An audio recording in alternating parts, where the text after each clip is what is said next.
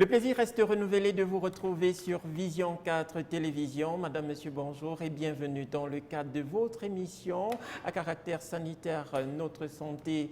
Notre Santé, une fois de plus ce matin, est parmi vous. Et dans le cadre de cette émission, ce matin, nous allons nous arrêter un temps soit peu sur la réglementation pharmaceutique, un thème assez contextuel au moment où vient de se tenir du côté de la capitale économique Douala, l'Assemblée générale de l'Ordre des pharmaciens du Cameroun. Parler de ce thème reviendra donc de marquer un temps d'arrêt tour à tour sur le métier de pharmacien et ses prérogatives, mais également sur le circuit du médicament, le médicament de la rue en Afrique et de savoir si il est possible d'avoir un système d'assurance qualité du médicament en Afrique en général et au Cameroun en particulier. En parler ce matin donc nous permettra d'être en compagnie d'un panel assez averti en la matière. Mais avant d'entrer dans le vif du sujet, je ne suis pas seul ce matin à la présentation. Je suis avec Roni Guénaël-Ikoto. Bonjour Roni. Bonjour Benjamin, bonjour particulier à tous ceux-là qui nous regardent ce matin sur Vision 4. Alors rapidement Roni, en votre compagnie, nous allons aborder la première rubrique de cette émission. Il s'agit de l'astuce. De quoi est-ce que tu nous parles ce matin? Eh bien, ce matin, nous allons parler d'un sujet qui crée beaucoup de controverses. Nous allons parler de l'huile utilisée en cuisine, parce qu'en réalité, il y a un petit méli-mélo qui se crée lors du choix de l'huile à utiliser en cuisine. Alors, la thématique de Astuce Santé ce matin, c'est quelle huile utiliser pour sa cuisine et pour quelle préparation, parce qu'il est important de savoir déjà, Benjamin, que pour rester en bonne santé, il est important, voire même nécessaire d'utiliser la bonne huile au quotidien en cuisine. Alors, premier temps d'arrêt, ce qu'il faut savoir, c'est que entre les nombreuses huiles végétales qu'on trouve sur le marché, oui, vous pouvez être tenté de choisir la mauvaise ou alors ne même pas savoir laquelle choisir.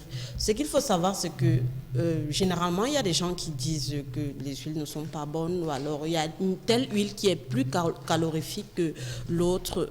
C'est très faux. Ce que vous devez savoir ce matin, c'est que toutes les huiles sont calorifiques. Parce que toutes ces huiles-là contiennent 100% de lipides. Donc voilà. Et ce qu'il faut également savoir, c'est que toutes les huiles végétales ne sont pas bonnes pour la santé. Alors, quelle huile utiliser pour quel repas? Nous allons entrer par les assaisonnements ou les plats froids. Quelle huile utiliser? Il faut utiliser les huiles riches en oméga 3, c'est-à-dire l'huile d'olive végétale, l'huile d'olive extra vierge.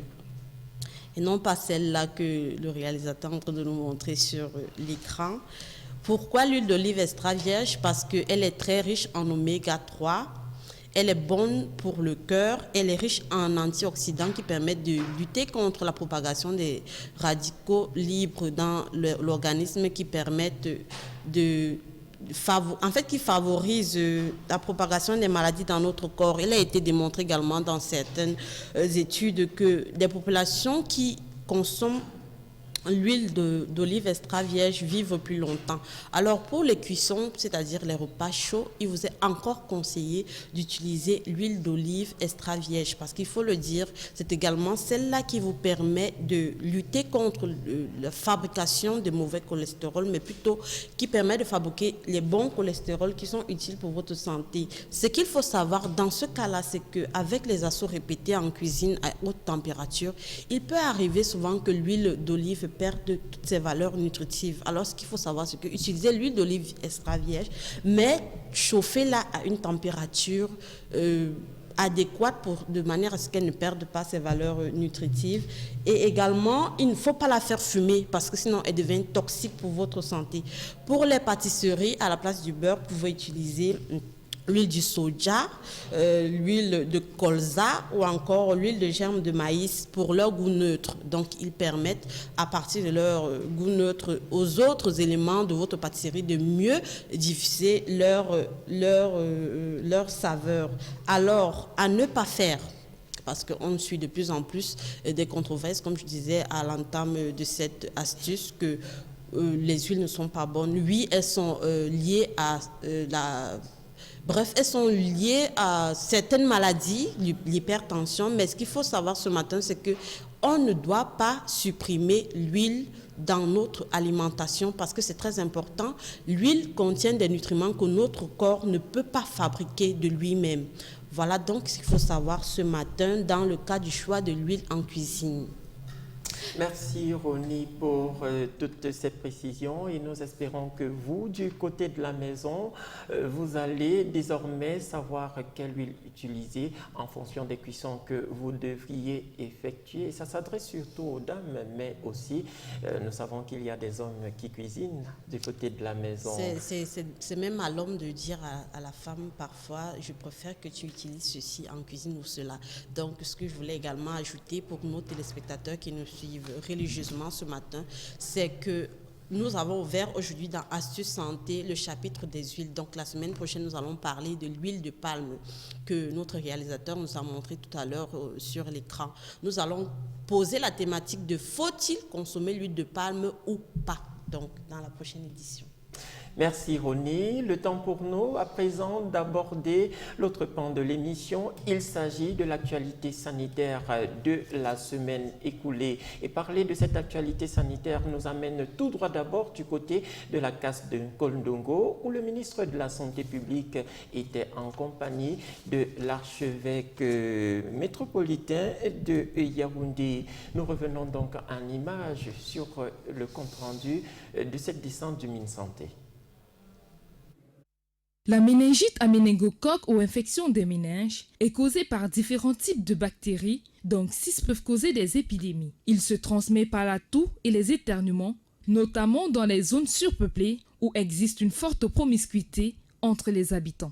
Le Centre national nigérien de surveillance des maladies, dénommé NCDC, a annoncé mercredi dernier que depuis plus de 5 mois, près de 750 personnes ont perdu la vie à cause d'une épidémie de méningite. En 2015, plus de 13 700 personnes avaient été infectées et plus de 1100 personnes en sont mortes lors d'une flambée au Nigeria et au Niger voisin. L'immense majorité des 8000 cas suspects, soit 93%, ont été recensés dans 5 États du nord du Nigeria, Zamfara, la zone où on dénombre le plus de cas, Sokoto, Katsini, Kebbi, et Niger. Le NCDC et ses partenaires ont donc décidé de mettre en place une surveillance renforcée pour détecter et signaler rapidement de nouveaux cas, vacciner les populations les plus à risque et traiter les personnes diagnostiquées porteuses de la maladie. En effet, près de 420 000 personnes ont déjà été vaccinées et le pays doit encore recevoir 823 000 doses de vaccins provenant de la Grande-Bretagne. L'Organisation mondiale de la santé, quant à elle, en a déjà fourni 500 000 doses. Celles-ci vont permettre de poursuivre la campagne lancée le 5 avril dernier par la délégation nigériane de la santé. La situation demeure donc alarmante et les épidémies de méningite ne sont pas rares au Nigeria. Cette épidémie déclenchée étant d'un nouveau type, précisément du type C, nécessite donc un vaccin spécifique et il est donc recommandé aux populations de faire vacciner les enfants à partir de 6 semaines pour limiter les risques de contamination, mais surtout, il faut renouveler le vaccin après 2 mois. Voilà, c'était donc la méningite C qui fait des ravages au Nigeria et donc il est nécessaire de trouver des voies et des moyens pour un traitement. Nous allons continuer cette émission avec l'autre pan de l'actualité sanitaire. Comme nous le signalons, le ministre de la Santé publique était du côté du CAS de Nkondongo en compagnie de l'archevêque de Yaoundé. Alors, avec le concours de la régie, nous revenons sur cette descente du MinSanté du côté de la CAS de Nkondongo. Au Cameroun, environ 1,2 million de personnes souffrent du diabète. Cependant, 2% d'entre eux ignorent être atteints de cette maladie due à une élévation du taux de glucose dans le sang. Il faut savoir que le diabète est une maladie chronique qui se manifeste par une capacité du pancréas à ne plus produire une hormone qu'on appelle l'insuline, ou alors l'organisme ne parvient plus à utiliser cette insuline-là. Et il en résulte donc une élévation du taux de sucre dans le sang qu'on appelle hyperglycémie. De manière générale, 4 types de diabète sont connus. Nous avons le diabète de type 1 qui touche en particulier les enfants, les adolescents et les adultes jeunes de moins de 35 ans. Nous avons le diabète de type 2 qui va toucher l'adulte un peu plus mature à partir de 40 ans. Et nous avons les diabètes secondaires à d'autres causes. Et enfin, le diabète qui touche la femme enceinte, que l'on appelle encore le diabète gestationnel. Les causes liées à cette maladie sont d'origine diverses. Nous avons des facteurs génétiques qui prédisposent le patient à faire le diabète. Et ces facteurs-là, nous ne pouvons pas vraiment les modifier. Et puis, nous avons des facteurs environnementaux, notamment les mauvaises habitudes alimentaires, comme manger très gras, la sédentarité et l'obésité. Bien plus, le diabète peut entraîner des complications graves sur le sujet. Il y a des complications aiguës, il y a des complications chroniques. Les complications aiguës, c'est les comas diabétiques, les 4 comas diabétiques. Et les complications chroniques, c'est les complications microvasculaires et macrovasculaires. Microvasculaires, c'est au niveau des yeux, des reins et la sensation. Et macrovasculaire, c'est au niveau des gros vaisseaux. Toutefois, il est nécessaire d'observer certaines règles pour prévenir la maladie. Il faut manger plus équilibré, nous devons manger moins gras. Et l'activité physique, c'est-à-dire une activité physique efficace, donc à peu près 30 minutes 3 fois par semaine.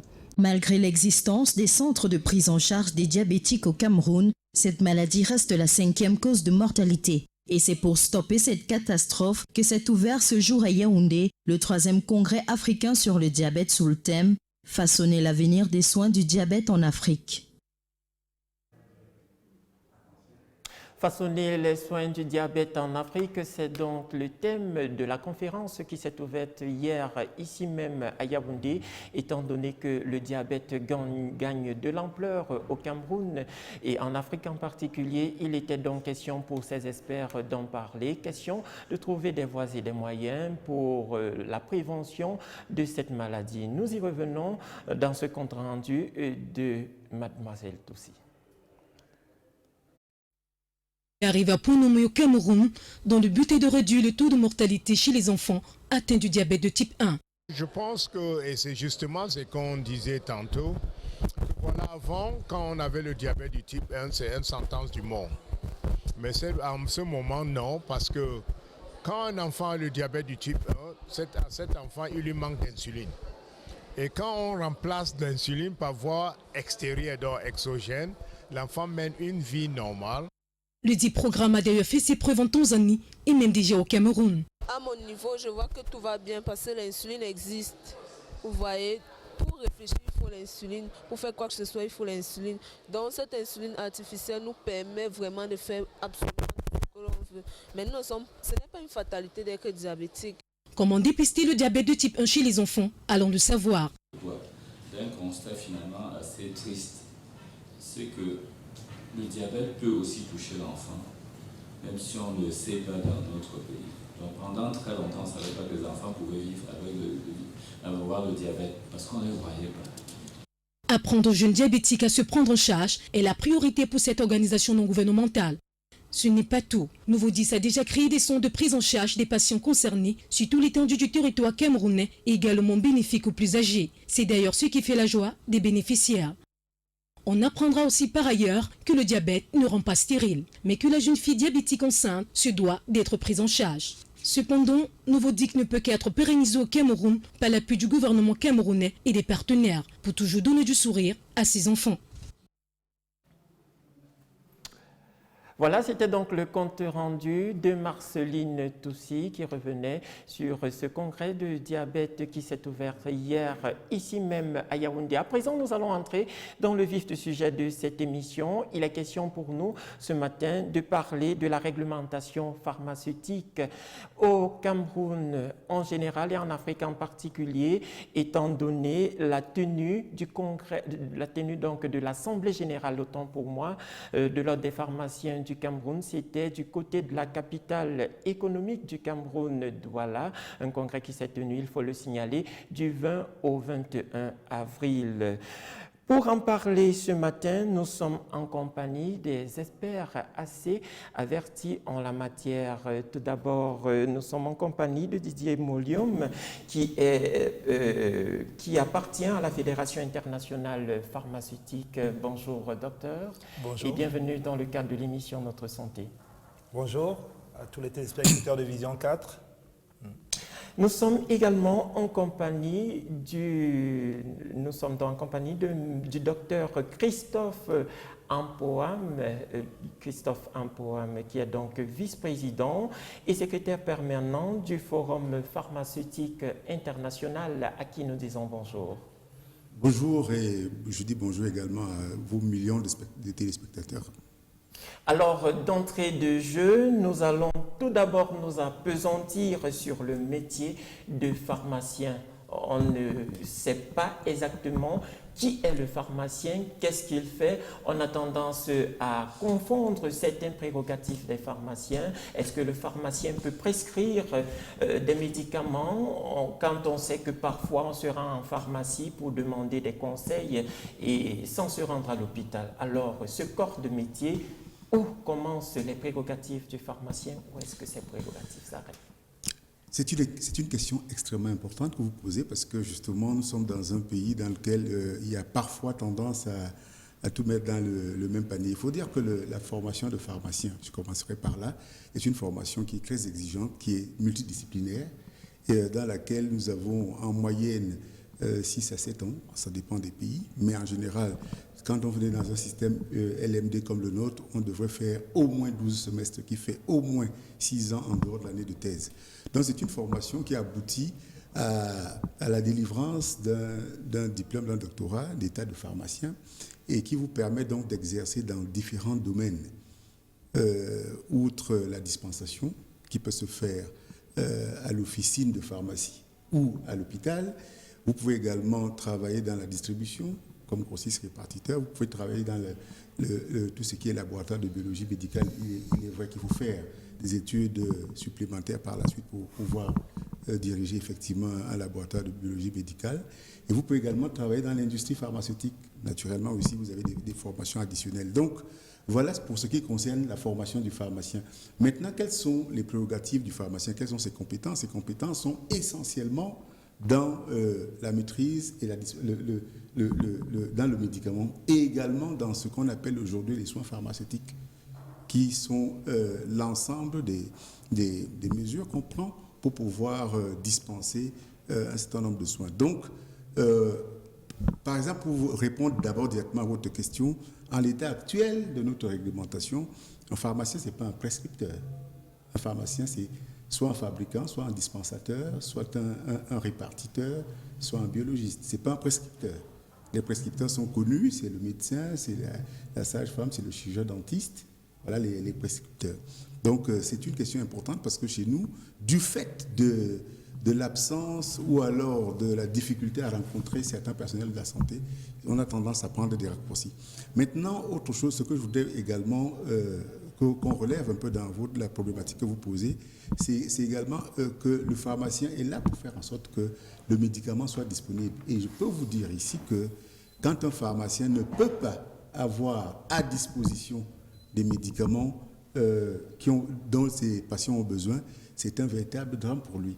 Ça me permet ici, avant qu'on aille plus loin, de faire cas déjà de quelque chose qui est en train de se passer, qui est que nous avons de plus en plus un certain nombre de médicaments qui manquent dans nos officines et au point où nous avons des problèmes avec notre patientèle qui, justement, en a besoin. Je voudrais faire le cas, par exemple, des problèmes des insulines que vous connaissez. Je crois que vous avez parlé déjà de ça ici. Nous avons un problème de déclassification de la codification.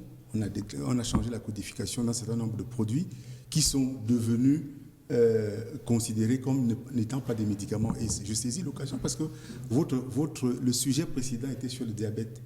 Et c'est comme si c'était un clin d'œil parce qu'il faut bien comprendre que le médicament, c'est quoi? Les médicaments, c'est toute substance ou toute composition présentée comme ayant des propriétés thérapeutiques ou curatives à l'égard des maladies humaines ou animales ou également pour pouvoir corriger ou modifier certaines fonctions organismes d'un tissu, d'un organe ou d'un appareil. Alors quand vous comprenez cela, vous aurez de la peine à comprendre que les malades de diabète qu'on a vu tout à l'heure, qui prennent de l'insuline, vous savez qu'il y a une codification douanière aujourd'hui qui veut que l'insuline et d'autres produits, des oligo-éléments, des vitamines et même des aliments ne soient plus considérés comme des médicaments. La conséquence en est que les prix flambent, puisqu'il y a désormais un certain nombre de taxes dessus. Vous savez que le président de la République avait pris des dispositions il y a une vingtaine d'années pour que les médicaments ne payent pas ces taxes-là, qui soient exonérées de taxes douanières. C'est la raison pour laquelle je voudrais saisir vraiment l'occasion que vous nous offrez ici pour pouvoir en appeler déjà un peu au pouvoir public, on essaie de revoir ça, cette histoire qui fait en sorte que les médicaments aujourd'hui, vous aurez peut-être besoin, je n'ai pas envie de faire de créer de la psychose, mais il y a un vrai problème qui est que nous avons un certain nombre de conteneurs, nos grossistes répartiteurs ont de la peine à faire entrer des produits au Cameroun depuis un certain temps parce que cette codification a changé. Il y a plus d'une vingtaine de conteneurs qui sont en attente et qui ne peuvent pas entrer. Et quelques-uns parmi ceux qui vont souvent dans les officines commencent à constater qu'il y a des produits qui manquent. Donc, cette problématique-là doit être adressée, elle a été adressée. Il faut pouvoir que je saisis vraiment le votre occasion pour que ceux qui sont en charge de ces questions-là puissent se saisir de cela. Je pense que j'ai répondu à votre principale question qui était de pouvoir dire qu'est-ce qu'était le pharmacien, est-ce qu'il était un prescripteur. Tout à fait. Je crois que nos téléspectateurs du côté de la maison ont pu avoir plus ample explication sur le métier de pharmacien. Et nous vous invitons nous envoyer vos SMS si vous avez une quelconque préoccupation à ce sujet au 00236 699 53 83 55. Ceci dit, nous allons continuer dans la même lancée, mais cette fois-ci, c'est pour connaître les types de métiers qui existent en pharmacie. Et pour en parler, je reviens à vous, docteur Molium. Je crois que vous êtes assez averti dans le domaine, étant donné que vous appartenez à la Fédération internationale pharmaceutique. Oui, bonjour. Donc, je remercie déjà Vision 4 de m'avoir invité et je remercie l'Ordre des pharmaciens du Cameroun de m'avoir invité comme speaker à l'Assemblée générale et aussi donc l'ANACOM de m'avoir invité pour organiser l'évaluation des contrôles des cosmétiques chez eux. Donc, c'est vraiment important ce que vous dites parce que le pharmacien fait tous les métiers utiles pour le patient pour que le médicament soit de qualité. C'est-à-dire que ça part de la recherche et développement et de la pratique clinique. Donc dans les hôpitaux, donc les pharmaciens ont un très important rôle de recherche clinique pour développer les nouveaux médicaments de demain.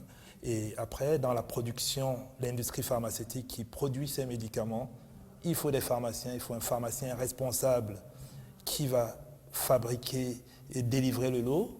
Et ensuite, vous avez le pharmacien qui va le distribuer. Donc, c'est les grossistes que vous connaissez. Donc, je suis, comme vous avez dit, averti puisque je suis recruteur d'un important groupe de distribution pharmaceutique. Et donc, on recrute des pharmaciens qui vont s'assurer qu'il y ait une disponibilité de médicaments partout dans le territoire en respectant la chaîne du froid et les conditions de stockage. Et ensuite, vous avez les pharmaciens d'officine, bien sûr, qui vont être au contact du patient quotidiennement, recevoir les prescriptions médicales, mais aussi donner des conseils pour certains produits de l'automédication ou de l'OTC, qui sont de leur, mais toujours pour le bien du patient. Ensuite, vous avez l'administration, donc qui est le rôle régalien, le laboratoire national de contrôle, l'agence du médicament, comme c'est par exemple en France l'ANSM, et ici au Cameroun, on a la direction de la pharmacie et du médicament, où il y a des pharmaciens qui sont présents au niveau central, au niveau de l'inspection générale, il faut des pharmaciens pour réguler le métier, et au niveau du laboratoire national de contrôle, comme le LANACOM, où ils ont pour mission de contrôler tout ce que le patient va recevoir, c'est-à-dire être certain de la qualité des médicaments que vous avez. Si vous avez, par exemple, un produit surdosé, un cosmétique surdosé, par exemple en hydroquinone, c'est du rôle des pharmaciens de l'ANACON qui va vérifier que ce produit peut être nocif pour le patient.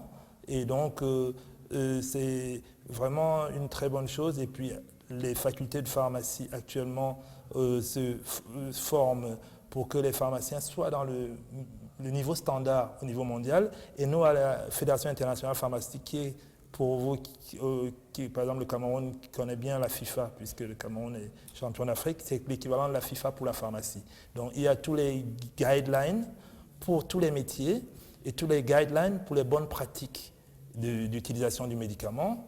Et donc, après, donc, au niveau réglementaire, on a les bonnes pratiques de fabrication, les bonnes pratiques cliniques, les bonnes pratiques de distribution, les bonnes pratiques de laboratoire, les codes de déontologie qui régissent le pharmacien. Donc, quand il prête serment, il doit le faire pour le bien du patient. Donc, c'est un métier qui est assez polyvalent et comme disait tout à l'heure le docteur Ampoam, on ajoute certaines formations. Par exemple, moi, pour devenir expert en marketing international et recruteur, j'ai dû faire, par exemple, un diplôme d'école de commerce à l'école de commerce de Marseille, Cage, un master, et j'ai aussi fait des diplômes de santé publique. Voilà, donc on ajoute certaines expertises parce que c'est un métier assez complexe qui n'est pas souvent respecté quand d'autres personnes s'occupent du médicament de façon illicite et ça crée des problèmes et ça met la population en danger. Et donc, une réunion comme celle-ci, l'Assemblée générale de l'Ordre des pharmaciens,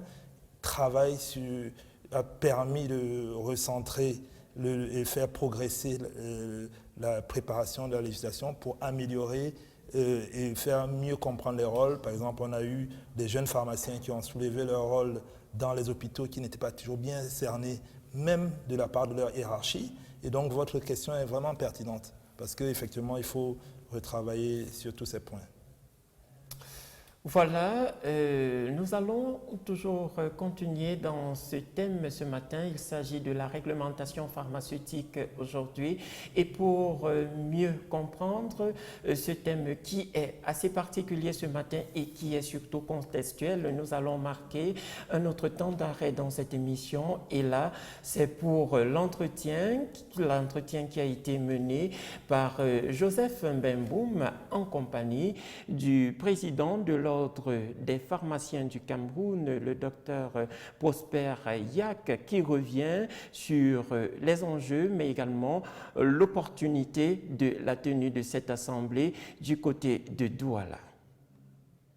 Bienvenue à cet entretien avec le président de l'Ordre national des pharmaciens, j'ai nommé le docteur Prosper Yak, qui est donc non seulement pharmacien, mais l'un des plus grands grossistes aujourd'hui au Cameroun ou dans la sous-région Afrique centrale. Nous allons donc nous retourner vers notre invité à qui nous disons bonsoir. Alors président, vous parlez de la réglementation et effectivement la réglementation aujourd'hui est même l'une des préoccupations parce que le médicament se retrouve pratiquement partout, dans les cliniques, dans la rue, dans les centres. Qu'est-ce qui pose véritablement problème? À quel niveau? Pourquoi aujourd'hui évoquer l'aspect de la réglementation? Qu'est-ce qui fait problème? Ce qui fait problème, c'est que nous avons des textes qui sont pas des textes vieux, mais ce sont des textes aujourd'hui qui ne peuvent plus répondre aux attentes non seulement des pharmaciens, mais également des populations. On n'avait pas, à 83, quand on a fait le code de déontologie, pensé que nous serions dans un environnement où il sort 150 pharmaciens tous les ans. Et que vont devenir ses confrères? On n'avait pas de définition de faux médicaments. Et comment traquer dans les faux médicaments si on ne sait pas ce que c'est qu'un faux médicament? Aujourd'hui, ce sont des définitions qui sont connues, qui sont aujourd'hui clairement vulgarisées. Non. On pourrait citer d'autres aspects de la vie du pharmacien et surtout un aspect qui va revenir au cours de cette rencontre, c'est comment adresser le problème de la pharmacie rurale, comment organiser l'accès aux médicaments en zone rurale, ce qu'on a appelé la lutte contre la désertification ou les déserts pharmaceutiques. Et ça c'est important. C'est important pour qu'on puisse rééquilibrer aujourd'hui l'accès entre la campagne et la ville. Et qu'on puisse développer dans des régions reculées, dans l'arrière-pays comme on dit, une pharmacie qui puisse être rentable, viable pour le pharmacien, mais qui puisse également répondre aux besoins des populations. Aujourd'hui, nous n'avons pas de texte qui organise cela. On va l'évoquer ici. On a parlé de la définition de médicaments. Vous n'étiez pas là tout à l'heure quand je dis que les douanes camerounaises aujourd'hui déclassent un certain nombre de produits qu'ils ne considèrent pas comme des médicaments. La douane est-elle aujourd'hui compétente pour dire un tel produit est un médicament ou pas? Même quand il y a une autorisation de mise sur le marché signée par le ministre, les douaniers vous rétorquent qu'ils n'ont pas à suivre ce que le ministre de la Santé dit. Cette réglementation, aujourd'hui, le médicament se retrouve de plus en plus dans des cliniques parfois pas tenues par des responsables, par des pharmaciens, et même dans les polycliniques, et même dans d'autres structures. Ma question aura deux volets. La première, est-ce qu'au terme de cette Assemblée générale, on aura de nouveaux textes? Si oui, ces textes-là pourront également encadrer la vente des médicaments dans justement les différentes structures de santé. Oui, je pense qu'on n'aura pas les textes. On est ici pour proposer des textes. Ceux qui signent les textes, c'est dans le cas d'arrêté, donc le code de déontologie ou le règlement intérieur peut faire l'objet d'un arrêté, c'est le ministre en charge de la santé. Pour ce qui est des textes législatifs, ils doivent passer par le Parlement pour être votés et puis pour promulguer par la suite par le chef de l'État. Donc c'est cet itinéraire-là que l'on va essayer d'analyser et de voir à quel niveau nous devons intervenir. Cela fait aujourd'hui 27 ans que nous avons une loi qui gouverne le secteur pharmaceutique, la loi 90 par 035. Cette loi n'a pas du tout été revue, et pourtant, depuis plus de 10 ans. D'ailleurs, au lendemain de l'adoption de ce texte, on a commencé à le critiquer, on a commencé à l'amender, mais tous ces efforts n'ont jamais abouti à une révision du texte. Il ne s'agit pas pour nous de faire un autre texte, il s'agit de l'amender sur un certain nombre de points qui sont querellés aujourd'hui, mais aussi d'apporter des nouveautés. Songez que par exemple, à l'époque on ne parlait pas de soins pharmaceutiques. Pour évoquer ce que vous avez dit, pour revenir à votre question qui concerne les cliniques et les formations sanitaires privées de manière générale ou même publique, notamment la loi dit que les réserves de médicaments qui sont dans les cliniques doivent être supervisées par les pharmaciens. C'est ce que la loi de 90 dit. Mais les textes d'application n'ont pas suffisamment accompagné ces dispositions-là. Comment cela s'organise? Le pharmacien, à quel roulement et à quel statut? Ce sont des aspects que nous allons voir aujourd'hui. Une clinique avec des médicaments, ça veut dire qu'il y a un pharmacien. S'il n'y a pas un pharmacien, ils sont dans l'illégalité. Mais il faut donc l'encadrer, il faut faire des propositions pour que, d'un côté, le médecin puisse faire son travail, de l'autre côté, le pharmacien puisse superviser, et encore de l'autre côté, que le pharmacien d'officine qui est là puisse avoir une activité qui lui permette de générer un revenu convenable, et surtout qu'il ait une pharmacie qui soit viable. Nous vous disons merci d'avoir reçu l'équipe de Vision 4 via l'émission Notre Santé. Ça a été un très grand plaisir pour nous de pouvoir nous entretenir avec vous. Je vous remercie.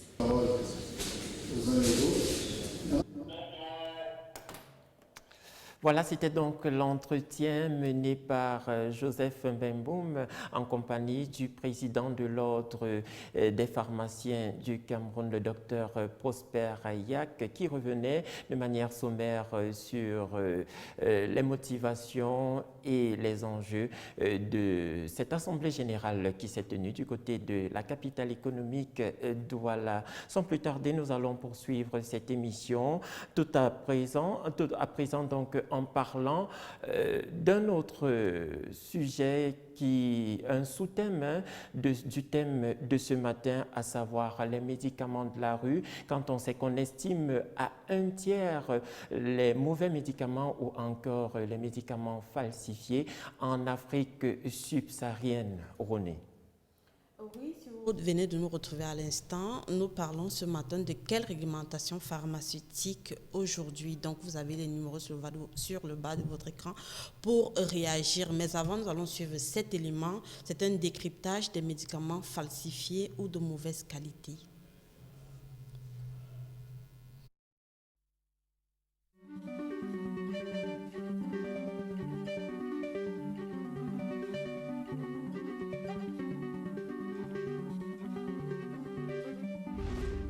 On estime qu'1/3 des médicaments en Afrique subsaharienne sont de mauvaise qualité. Les médicaments falsifiés ou mal fabriqués sont un problème de santé publique mondiale. Comment expliquer ce phénomène ? Un fabricant qui souhaite commercialiser un médicament doit obtenir une autorisation de mise sur le marché délivrée par l'Autorité nationale de réglementation du médicament. Pour cela, il doit fournir un dossier regroupant les informations sur l'efficacité et la sécurité du médicament et la qualité de la production industrielle. Si le rapport entre les bénéfices apportés par le médicament et les risques qu'il fait encourir est favorable, il reçoit une autorisation de mise sur le marché, valable uniquement dans le pays dans lequel la demande a été faite. Ce système n'empêche pas la circulation de médicaments de mauvaise qualité. Il en existe de 2 sortes, pouvant être également nocifs. Les médicaments falsifiés ou faux médicaments sont fabriqués dans l'intention de tromper. Mauvais dosage, autres substances moins efficaces, voire inactives ou même nocives. Les médicaments falsifiés ressemblent le plus possible à un vrai médicament et sont distribués illégalement. Ils sont l'œuvre d'organisations criminelles et c'est au service responsable de la police et de la justice de les stopper. Deuxième cas de figure. Lors du processus de fabrication ou de distribution d'un médicament, il peut aussi se produire des erreurs involontaires ou de négligence. Mauvais dosage, emballage défectueux, dégradation, etc. Les pays industrialisés ont des institutions sanitaires fortes et le marché du médicament y est réglementé et surveillé. On estime à moins de 1% l'ensemble des médicaments mal fabriqués et falsifiés, ces derniers circulant grâce au commerce en ligne. Ces pays, souvent producteurs de médicaments,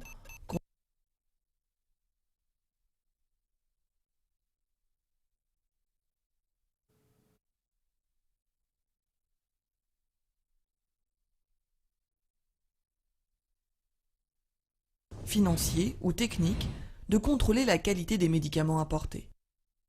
Résultat, des produits de mauvaise qualité circulent librement. Ce phénomène touche tous les types de médicaments, y compris ceux dont la survie du patient dépend, comme les antipaludéens, les vaccins ou les anticancéreux.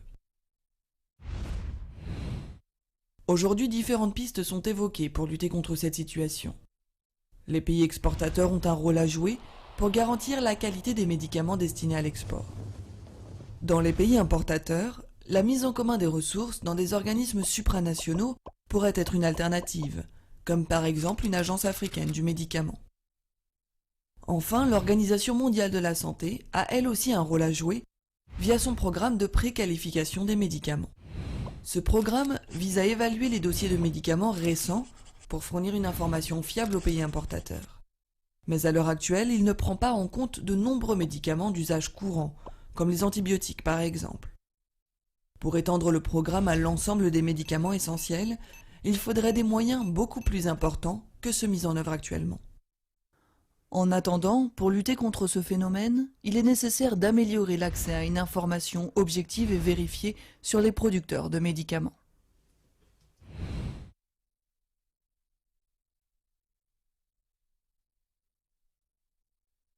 Petit problème technique lors de cet élément, mais tout de même très très enrichissant sur le décryptage des médicaments falsifiés ou de mauvaise qualité, ce qui m'amène d'ailleurs à poser une question, première question au docteur Ampouam, tout près de moi, sur l'approvisionnement. Qui approvisionne les pharmacies au Cameroun?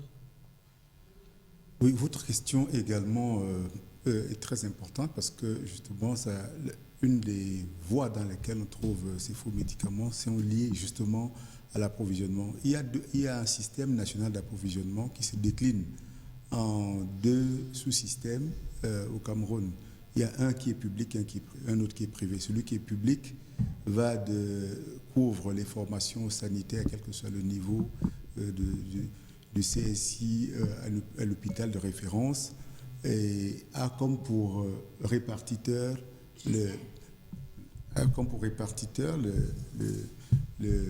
la CENAME, la Centrale nationale des médicaments essentiels.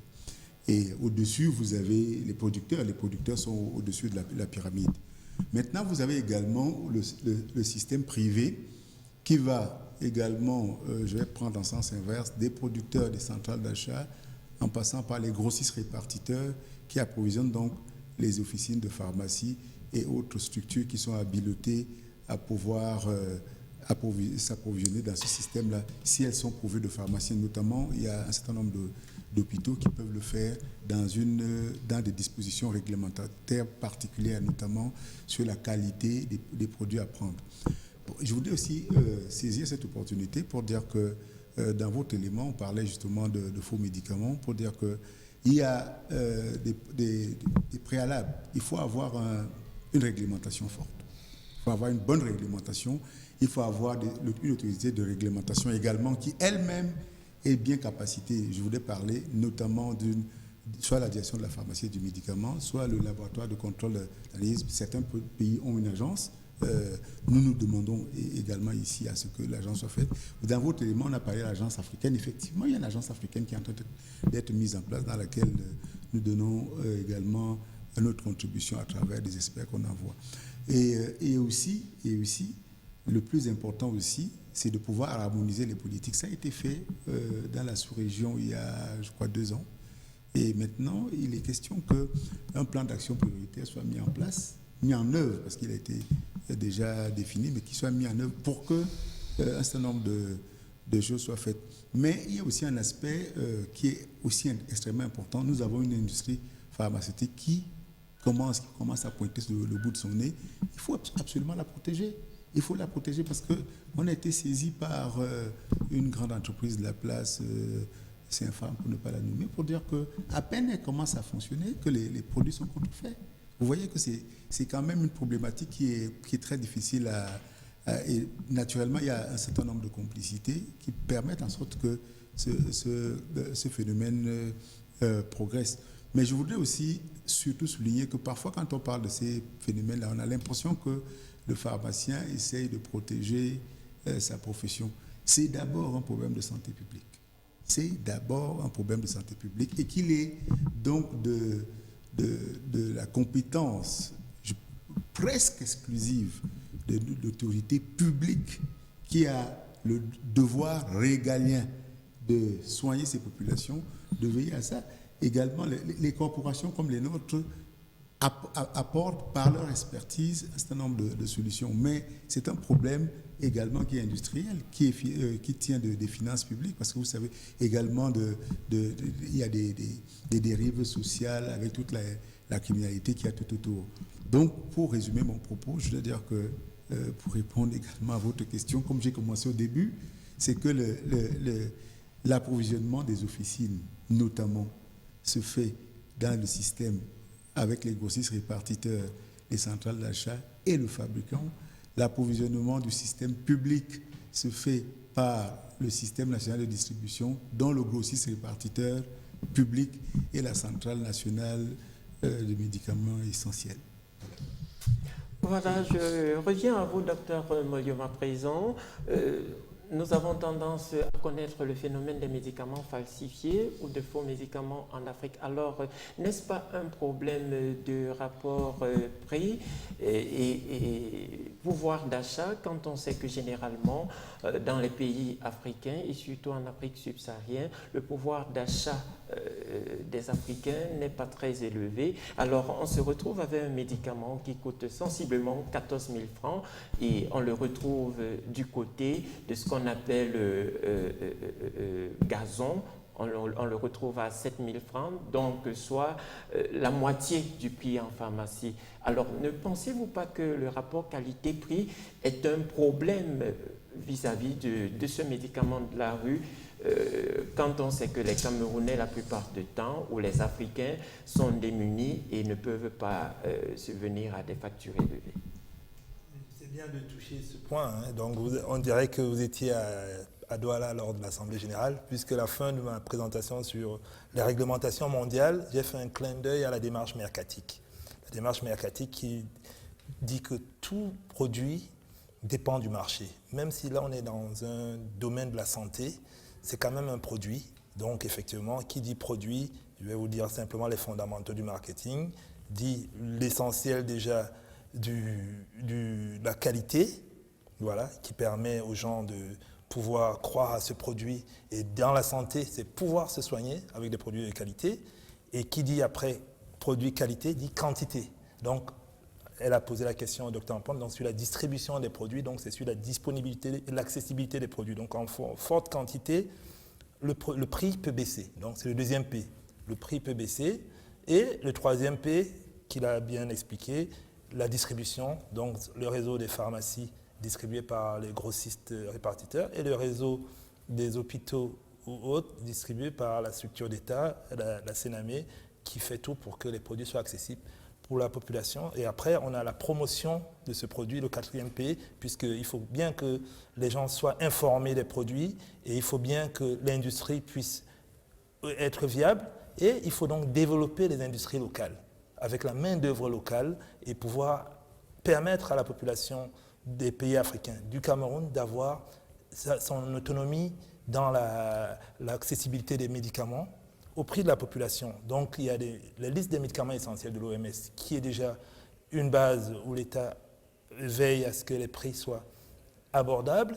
Il y a encore des produits de forte technologie inabordables parce que effectivement ça demande des technologies élevées, les produits anticancéreux et d'autres produits, les derniers produits contre l'hépatite C qui sont inabordables pour le commun des patients, donc qui sont souvent obligés d'aller à l'extérieur se soigner, mais nous on ne peut pas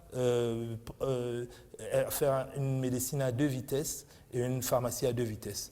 Donc moi ce que je constate c'est que autant les professionnels de la santé, les pharmaciens et les grossistes font tout pour que les médicaments soient accessibles. Mais maintenant, l'État doit mettre les moyens au laboratoire national de contrôle pour qu'on puisse bien expliquer à la population que tout ce qui est contrefait est dangereux pour la santé et que l'État mette les moyens pour qu'on puisse réellement pénaliser et légiférer, signer la convention Médicrime qui pénalise tous les trafics de médicaments et la contrefaçon pour que la population puisse voir clair. C'est clair que s'il y a le gazon, il y a les pharmacies, les gens vont en gazon, ils ont accès à un médicament à vil prix, ils ont l'impression d'être floués en pharmacie. Alors que si le marché, par exemple, la valeur du marché officiel du Cameroun est la moitié de celle du Côte d'Ivoire. Voilà, c'est-à-dire que les pays d'Afrique francophone, la Côte d'Ivoire pèse 23%, le Cameroun pèse 11%. Parce qu'il y a une déperdition sur ce qui ne se mesure pas. Donc l'accessibilité est importante et il faut donner les moyens de contrôle. Il faut absolument former les industriels et permettre aux industries locales de se développer. Voilà. Oui, docteur, allez-y. Je voudrais absolument rebondir sur cette question parce que même la formulation de votre question m'a interpellé. Rapport qualité-prix. On devrait dire rapport mauvaise qualité-prix. Parce qu'un médicament de la rue est un médicament de mauvaise qualité. Déjà à la base. Je voudrais aussi rappeler que le médicament n'est pas une marchandise comme les autres. Le médicament, c'est un objet scientifique, technique, même technologique, qui confère à ceux qui le fabriquent, qui le détiennent, qui le dispensent, que sont les pharmaciens, un certain nombre de responsabilités pour les populations qui sont bénéficiaires. Ça veut dire qu'on ne devrait pas pouvoir penser, ne serait-ce que penser que les gens iraient dans la rue parce qu'ils ont des problèmes de rapport qualité-prix. C'est plutôt, il me semble, que dans votre reportage tout à l'heure, c'est plutôt, premier défi, mettre à disposition des médicaments de qualité, d'efficacité, de sécurité avérés. Deuxième défi, couvrir ces besoins, non seulement en quantité, en qualité, mais surtout aussi sur le plan social. C'est sur le plan social, je vous ai parlé tout à l'heure de la responsabilité lourde de l'État qui devrait faire en sorte que les populations sont couvertes. Ça va avec la couverture sociale universelle qui est en train de maladies universelles sur lesquelles on travaille, mais également sur l'éducation et la formation des populations et des différentes cibles dont vous, les médias, les personnes chargées d'appliquer les réglementations et également le grand public sur ce que c'est que le médicament contrefait ou le médicament illégal, le médicament sous standard. Voilà, chers téléspectateurs, nous nous excusons une fois de plus de ne pas lire vos SMS ce matin. Vous êtes nombreux à nous avoir envoyé, fait parvenir quelques SMS. Nous n'allons pas les lire, mais nous vous promettons de revenir étant la pertinence des débats sur le plateau ce matin.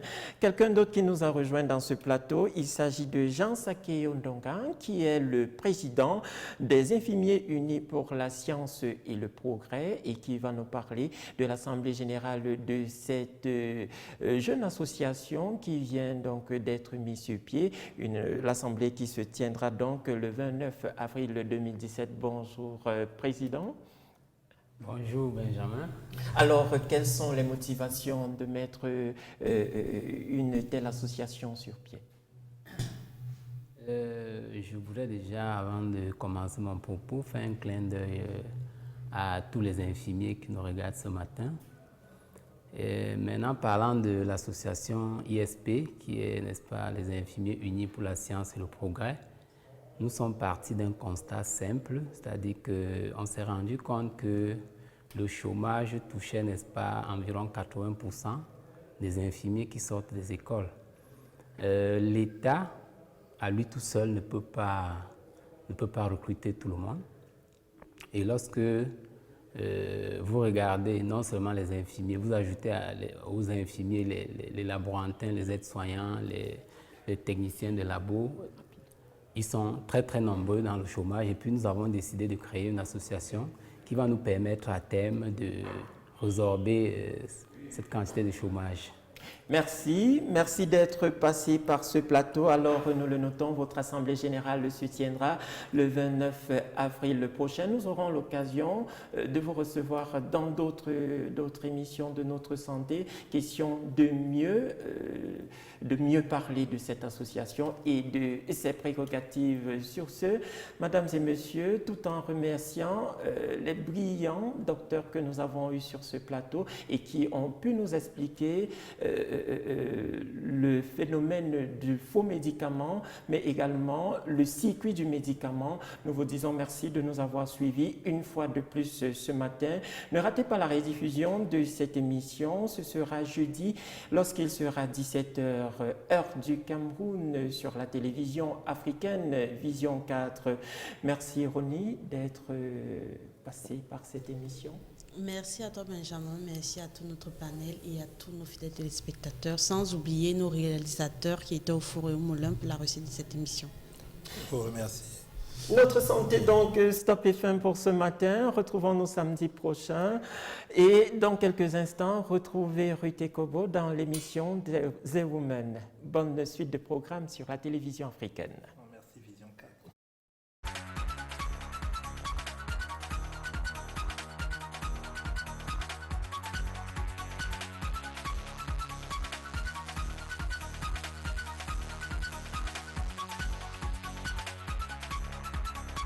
Vision 4,